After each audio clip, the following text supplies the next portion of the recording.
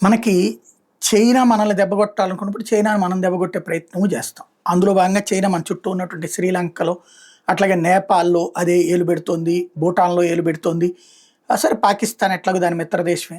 దానికి అనుగుణంగా మనము స్కెచ్ చేస్తుంటాం. శ్రీలంక ఇప్పుడు మనతోనూ బానే ఉంటుంది. నేపాల్ మనతోనూ బానే ఉంటుంది. భూటాన్ మనతోనూ బానే ఉంటుంది. యుద్ధం వస్తే తటస్థంగా ఉంటారు తప్పించి చైనా వైపు ఏం వెళ్లరు వీళ్ళు. అదే సందర్భంలో అలాగని మనకి సహకరించరు. మనకి అది అవసరం లేదు. కానీ వాళ్ళ వైపు వెళ్ళకుండా ఉండటమే మనకు కావాల్సినటువంటి అంశం. ఇదే సందర్భంలో ఇప్పుడు బంగ్లాదేశ్ అయితే మనకి శత్రువుగానే మారింది. పాకిస్తాన్‌కి తోడవుతోంది కాబట్టి అవి 2 ప్రమాదకరమే. పాకిస్తాన్ కావచ్చు, చైనా కావచ్చు, బంగ్లాదేశ్ కావచ్చు.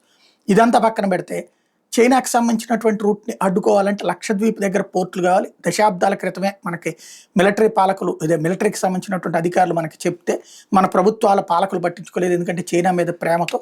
ఇప్పుడు ఆ లక్షద్వీప్‌ని డెవలప్ చేసి అక్కడ సైనిక స్థావరంతో పాటుగా సివిలియన్ సిస్టమ్ ఉండేందుకోసం అని చెప్పేసి ప్రజలు అక్కడికెళ్ళి నివాసం ఉండేటటువంటి వాళ్ళకి కొన్ని సదుపాయాల్ని కేంద్ర ప్రభుత్వం ప్రకటించింది. ఇల్లని, ఆహారం అని ఇట్లాంటి వాటిట్లో కొంత డబ్బులు అనేటటువంటిది. ఎట్ ద సేమ్ టైం ఇప్పుడు ఆ లక్షద్వీప్‌లో హోటల్స్ అంటే అది టూరిజంగా డెవలప్ అవ్వడం కోసం అని చెప్పి ఇండియన్ హోటల్స్ కంపెనీ ఐహెచ్‌సిఎల్ ఒప్పుకుంది. కొరోల్ పెరాల్ ప్రాంతం లక్షద్వీప్‌లో ఈ హోటల్స్ కట్టి సందర్శకులు రావడానికి, వాళ్ళు స్టే చేయడానికి తగినటువంటి ఏర్పాట్లు చేయడానికి ముందుకొచ్చింది. తద్వారా లక్షద్వీప్ డెవలప్ అయితే ఆటోమేటిక్‌గా చైనాకు ఒక పెద్ద చెక్ పెట్టినట్టు అవుతుంది.